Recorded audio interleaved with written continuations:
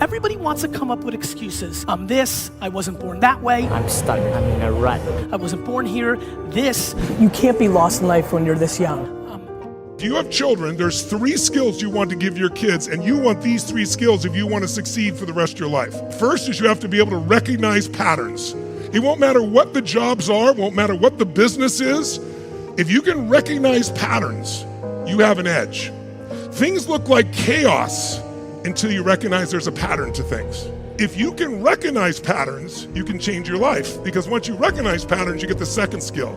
You learn to use patterns. Getting yourself to do the things you don't want to do. It's called discipline, but discipline's a heavy word. What it really is just creating a new pattern. Once it's a habit, it doesn't take discipline, it's easy. If you'll plant the seed, I'll make the tree. Now that's a good arrangement. Number 1, gives God the tough end of the deal. What if you had to make the tree? That'd keep you up late at night trying to figure out, how do you make a tree? Say, no, I'm telling you, the mystery and the miracle of this stuff has already been set up. God says, I got the miracle going, I got the seasons going, I got some sunshine and some rain, and I'm God. But the way I've arranged it, I just need somebody to plant the seed, not chant. When I was young, I was poor and had no education and no money. And then I discovered continuous learning, personal development. I found you can learn anything that you need to learn to be successful in that area. You could learn to repair an expensive automobile. You could learn to prepare a dish in the kitchen. You can learn anything. You can learn all business skills. When I discovered this, I still remember. Notion of going beyond was the motivation for my new book, to discover who you really are. You must go beyond who you think you are. To find peace, you must go beyond fear. To experience unconditional love, you must go beyond the kind of love that comes and goes. Becoming meta-human is a shift of identity that anyone can make. We all have the power to unleash our infinite potential. You know that there is not one single thing that has ever happened to you or will happen to you that will be wasted.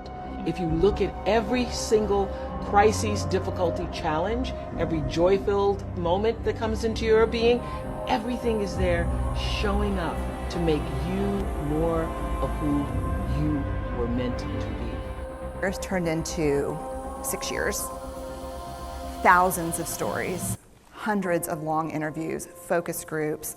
At one point, people were sending me journal pages and sending me their stories, thousands of pieces of data, and 6 years. And I kind of got a handle on it. I kind of understood this is what shame is, this is how it works. I wrote a book, I published a theory, but something was not okay. And what it was is that if I roughly took the people I interviewed and divided them into people who really have a sense of worthiness. That's what this comes down to, a sense of worthiness. They have a strong sense of love and belonging. And folks who struggle for it, and folks who are always wondering if they're good enough. There was only one variable that separated the people who have a strong sense of love and belonging and the people who really struggle for it, and that was the people who have a strong sense of love and belonging believe they're worthy of love and belonging. That's it. They believe they're worthy. And to me, the hard part of the one thing that keeps us out of connection is our fear that we're not worthy of connection, was something that personally and professionally I felt like I needed to understand better. So what I did is I took all of the interviews where I saw worthiness, where I saw people living that way, and just looked at those. Was that IQ was not the only difference between my best and my worst students. Some of my strongest performers did not have stratospheric IQ scores. Some of my smartest kids aren't doing so well. That got me thinking. The kinds of things you need to learn in 7th grade math, sure, they're hard. Ratios, decimals, the area of a parallelogram. But these concepts are not impossible.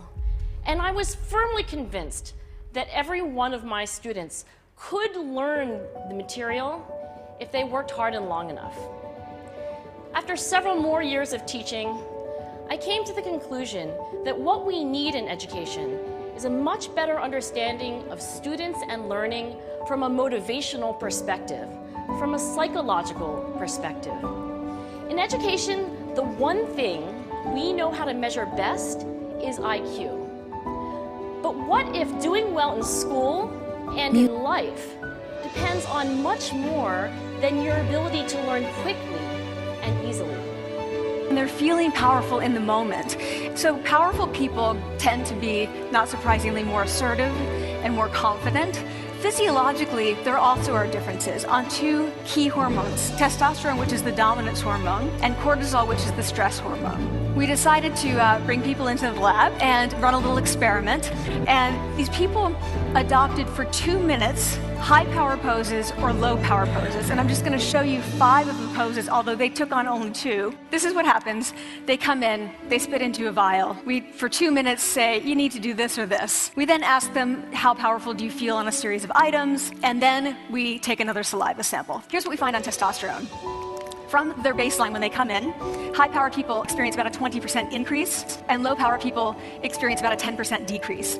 Here's what you get on cortisol. High-power people experience about a 25% decrease, and the low-power people experience about a 15% increase. So 2 minutes lead to these hormonal changes that configure your brain to basically be either assertive, confident, and comfortable, or really stress reactive. But the next question, of course, is, can power posing for a few minutes really change your life in meaningful ways? And so what matters, and where you want to use this, is evaluative situations. We decided that the one that most people could relate to was the job interview.